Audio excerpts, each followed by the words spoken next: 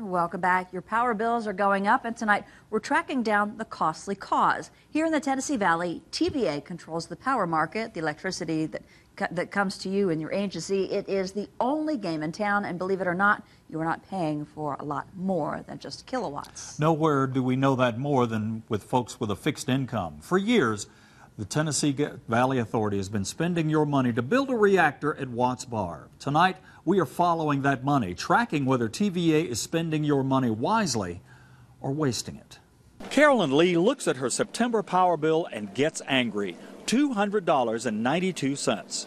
She does not like paying for a 40-year-old nuclear reactor that has never generated a single kilowatt of electricity. Why should we pay for it then, if it ain't on? On behalf of Carolyn and other ratepayers, I took that question to TVA. First, let's review the record.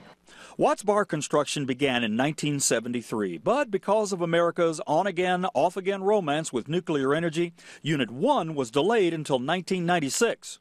The romance rekindled in 2007, and TVA committed to finishing Watts Bar Unit 2 at a cost of $2.2 billion. In just 5 years, that cost doubled to $4.2 billion. And TVA now says Unit 2 will finally be ready by late next year. But back to Mrs. Lee's question.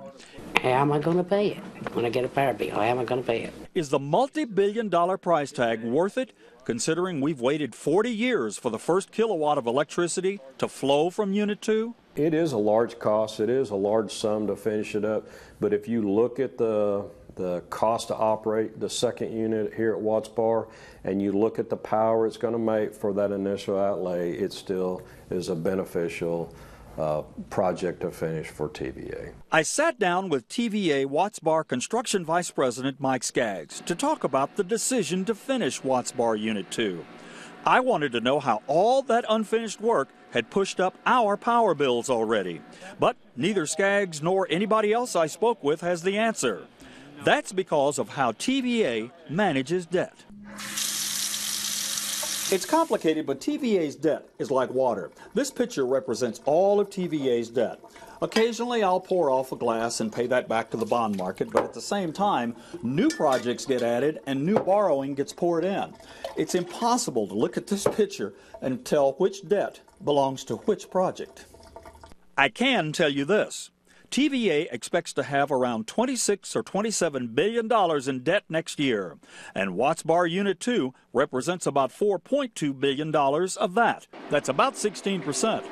A sobering thought as I walked into a reactor core that's never been warmer than room temperature in 40 years.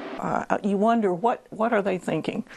That they would expend that much money and increase the debt of Tennessee Valley Authority so much when there are really, truly other options, and the main one is probably energy efficiency.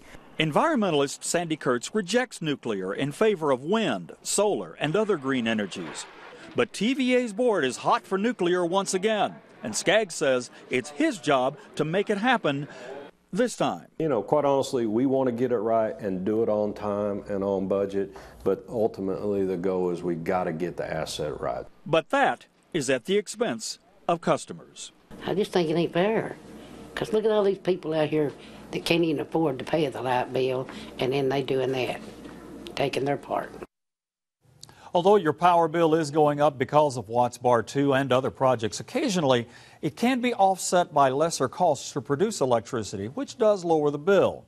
But here are some things that you can do to keep the cost of electricity down all the time. And the Department of Energy says the top 3 suggestions involve thermostats. Turn down the thermostat on the water heater. It's the biggest consumer of electricity in the house. Use less heat to dry clothes in the dryer. Turn down the thermostat in the refrigerator. Now, insulate the house so that heat can't get out. Put that thermostat on somewhere around 70, 72 degrees and leave it there. Elsewhere, get away from incandescent light bulbs. Switching to the new energy and efficient bulbs will save you about $50 a year.